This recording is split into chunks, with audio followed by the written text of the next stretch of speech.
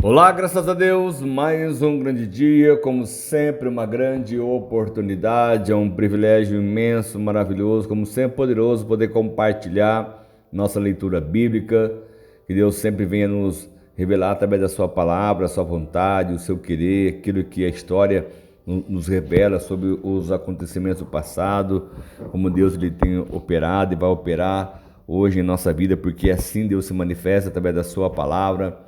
E quanto mais houver sobre nós entendimento e sabedoria, o quanto mais iremos prevalecer em todo qualquer tipo de situação ou questões deste mundo. Lemos no capítulo anterior, em 2 Reis, no capítulo 8, como Sunamita ela foi favorecida, abençoada, restituída quando ela foi embora até da terra de Israel pelo próprio Eliseu, dando a ela a direção que a fome viria. E depois assim outros reis foram ungidos e consagrados no reinado do povo de Israel, na divisão que havia entre o próprio Israel. Mas aqui no capítulo 9, olha só. Enquanto isso, o profeta Eliseu chamou um dos discípulos dos profetas e lhe disse: põe a capa por dentro do cinto, pegue esse frasco de óleo e vá a Ramote Gileade. Quando lá chegar, procure Jeú, filho de Josafá e neto de Ninsi. Dirija-se a ele e leve-o para uma sala, longe dos seus companheiros. Depois pegue o frasco, derrame o óleo sobre a cabeça dele e declare: assim diz o Senhor, eu estou ungido rei sobre Israel. E em seguida abra a porta e fuja sem demora. Então já o profeta foi a Ramote Gileade, e ao chegar encontrou os comandantes do exército reunidos e disse-lhes: trago uma mensagem para ti, comandante. Para qual de nós? Perguntou Jeú. Ele respondeu: para ti, comandante. Jeú levantou-se e entrou na casa. Então já o profeta derramou óleo na cabeça de Jeú e lhe declarou: assim diz o Senhor, o Deus de Israel, eu estou ungido, o rei de Israel, o povo do Senhor. Você dará fim à família de Acabe, o seu senhor, e assim eu vingarei o sangue dos meus servos, os profetas, e o sangue de todos os servos do Senhor, derramado por Jezabel. Toda a família de Acabe perecerá, e eliminarei todos os do sexo masculino de sua família em Israel, seja escravo, seja livre, e tratarei a família de Acabe como tratei com a de Jeroboão, filho de Nebate, e a de Baasa, filho de Aias. Jezabel será devorada por cães num terreno em Jezreel, e ninguém a sepultará. Então ele abriu a porta e saiu correndo. Olha só que situação de um profeta. Ele foi levar a mensagem, ungiu realmente um rei sobre Israel, deu a direção do que iria acontecer com a família de Acabe, a Jezabel, conforme já tinha dito lá no passado, pela profecia aos profetas, enfim, e agora então estava no tempo, na época, de se cumprir de forma verdadeira e real a palavra, porque ela não volta vazia. Quando ela foi liberada, assim se cumpre em cada vida. Então assim foi com Acabe e assim também foi com Jezabel. Mas aí olha aqui no versículo 11, quando Jeú voltou para junto dos outros oficiais do rei, um deles lhe perguntou: está tudo bem? O que esse louco queria com você? Assim como o profeta ele era visto naquela época. E Jeú respondeu: vocês conhecem essa gente e sabem as coisas que eles dizem. Mas insistiram: não nos engane, conte-nos o que ele disse. Então Jeú contou, ele me disse o seguinte: assim diz o Senhor, eu estou ungido rei sobre Israel. Imediatamente eles pegaram os seus mantos e o estenderam sobre os degraus diante dele. E em seguida tocaram a trombeta e gritaram: Jeú é rei. Você vê como viram até realmente o profeta como louco, mas quando se diz que fez a unção e o Jeú foi consagrado como rei, de forma imediata já pegaram os seus mantos, em sinal de reverência ao rei, e já realmente o honraram daquela forma, dessa maneira, sobre a escada, para ele descesse sobre os mantos dos próprios capitães. E assim então Jeú, filho de Josafá, neto de Ninsi, começou uma conspiração contra o rei Jorão, na época em que esse defendeu com todo Israel, Ramote Gileade contra Hazael, rei da Síria. O rei Jorão tinha voltado a Jezreel para recuperar-se dos seus ferimentos, sofrido na batalha contra Hazael, o rei da Síria. Jeú então propôs: se vocês me apoiam, não deixe ninguém sair da cidade escondido para nos denunciar em Jezreel. Então ele subiu em seu carro e foi para Jezreel, porque Jorão estava lá se recuperando e Acasias, rei de Judá, tinha ido visitá-lo. Quando a sentinela que estava na torre da vigia de Jezreel percebeu a tropa de Jeú, se aproximou e gritou: "Estou vendo uma tropa." Jorão ordenou: "Envie um cavaleiro ao encontro deles para perguntar se eles vêm em paz." O cavaleiro foi ao encontro de Jeú e disse: "O rei pergunta: vocês vêm em paz?" E Jeú respondeu: "Não me venha falar em paz, saia da minha frente."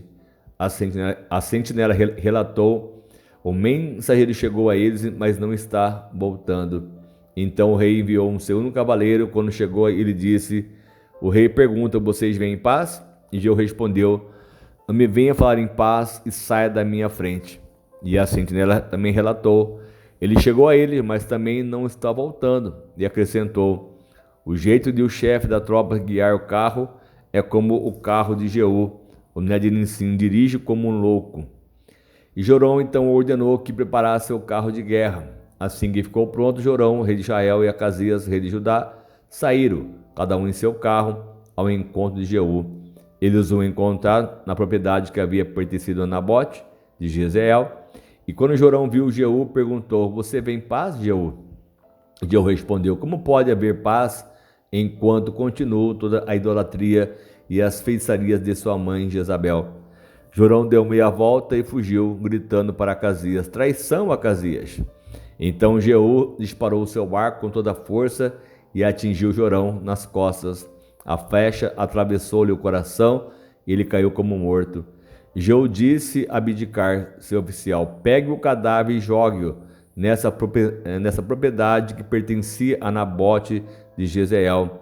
Lembre-se da advertência que o Senhor proferiu contra Acabe, o pai dele, quando juntos acompanhavam sua comitiva. Ele disse: Ontem eu vi o sangue de Nabote e o sangue dos seus filhos, declara o Senhor, e com certeza farei você pagar por isso nessa mesma propriedade, declara o Senhor. Agora então pegue o cadáver e jogue nessa propriedade, conforme a palavra do Senhor." Então você vê que agora então estava se cumprindo o que foi dito quando realmente Jezabel ela criou toda aquela situação com Nabote. Agora sim estava se cumprindo, porque ele perdeu a sua propriedade, matou os seus filhos, enfim, essa família. O Acabe tomou posse daquilo que era dele. E agora então estava se cumprindo realmente a palavra do Senhor. E aí então, vendo isso, Acasias, rei de Judá, fugiu na direção de Bet-Agã, mas Jeú o perseguiu, gritando: "Matem-no também." Eles atingiram em seu carro de guerra na subida para Gur, perto de Ibleã, mas ele conseguiu refugiar-se em Meguido, onde morreu. Os seus oficiais o levaram a Jerusalém e o sepultaram com seus antepassados em seu túmulo na cidade de Davi. Acasias então havia tornado-se rei de Judá no 10º ano do rei Jorão, o filho de Acabe. E em seguida então Jeú entrou em Jezreel, e ao saber disso, Jezabel pintou os olhos, arrumou o cabelo e ficou olhando de uma janela do palácio. Contudo, Jeú passou pelo portão e ela gritou: "Como vais, Iri, assassino do seu senhor?" Ele ergueu os olhos para a janela e gritou: "Quem de vocês está do meu lado?"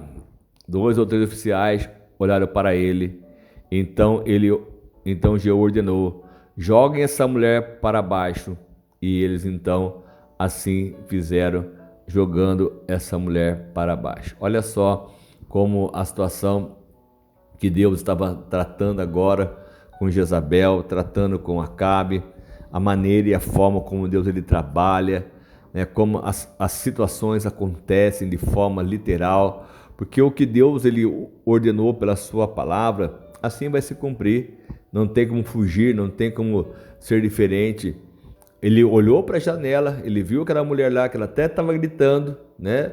"Lá vem você, o assassino do seu senhor." Mas ele disse então: "Quem de vocês está do meu lado?" Aí 2 ou 3 oficiais olharam para ele.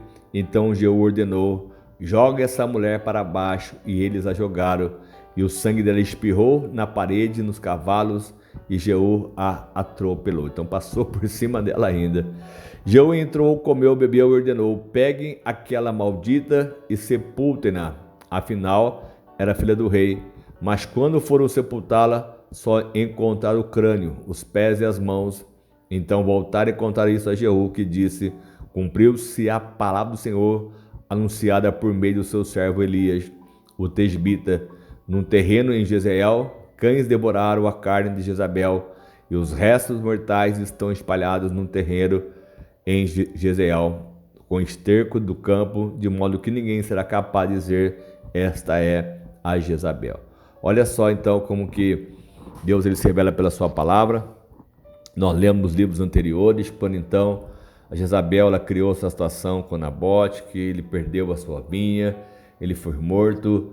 Isso foi anunciado lá pelo servo Elias. Olha só, passou-se vários anos, enfim. Agora então se cumpriu a palavra do Senhor, que foi anunciada pelo servo Elias, e aonde então, nós estava na época de Eliseu, já estava realmente ali cumprindo a palavra do Senhor. O Jeú foi realmente ungido, foi consagrado. Então, como Deus ele se manifesta e ele opera, ele realiza, a sua palavra não volta vazia, ela vem para se cumprir naquilo que foi enviado. E quanto mais então nós cremos nisso, confiarmos nisso, tomarmos posse disso, o quanto mais vamos ser abençoados. Você viu, o próprio Eliseu, ele veio neste momento, chamou o profeta para que lá fosse ungir o Jeú, e assim se cumpriu. Quer dizer, olha só a passagem histórica, né? Como que isso é maravilhoso, você vai lendo a cada capítulo, enfim, como Deus ele ordena, assim se cumpre a sua palavra.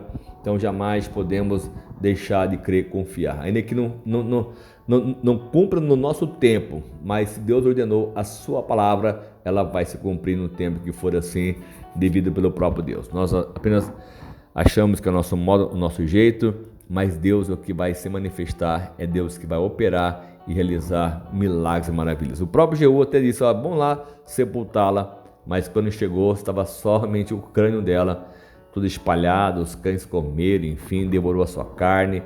Olha só que coisa realmente, a qual é a palavra de Deus. Amém? Então vamos orar, vamos clamar ao nosso Deus para que Ele venha realmente cumprir com a sua palavra e que possamos estar sempre dispostos a fazer aquilo que lhe agrada e que nenhum mal tenha o poder de impedir a nossa vitória, a nossa conquista, que o mal lhe tente se levantar, mas como o próprio Deus deixou muito bem claro aqui, até por um caminho ele pode até vir, ele vai até poder, naquele momento, como foi com Jezabel por um tempo, até prevaleceram, mas não conseguiram realmente permanecer, porque o Senhor luta pelo seu povo, é o Senhor que luta por nós, e assim iremos prevalecer ainda muito mais. Amém? Em nome de Jesus. Senhor amado Pai, mais uma vez eu quero te agradecer por este momento, por essa grande oportunidade, meu Pai, e que a Tua presença venha reinar e falar fortemente conosco, em nossa alma e nosso coração, e que essa paz, ela reine, ela governe, ela prospere, ela nos traga vida dia após dia, porque o Senhor é fiel para isso e muito mais. Senhor, eu peço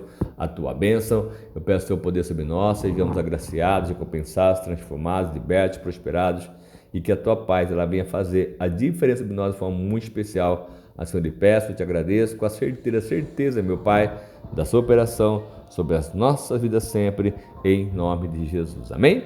Deus abençoe muito a sua vida, a sua casa, a sua família, que você veja sempre a mão de Deus te abençoando, te consagrando, e lembre-se, a palavra, ela sempre se manifesta, ela sempre se cumpre, conforme Deus assim enviou, em nome de Jesus. Amém? Deus abençoe, fica com Deus. Se precisar, pode contar conosco sempre, nossa mensagem e orações, em nome de Jesus.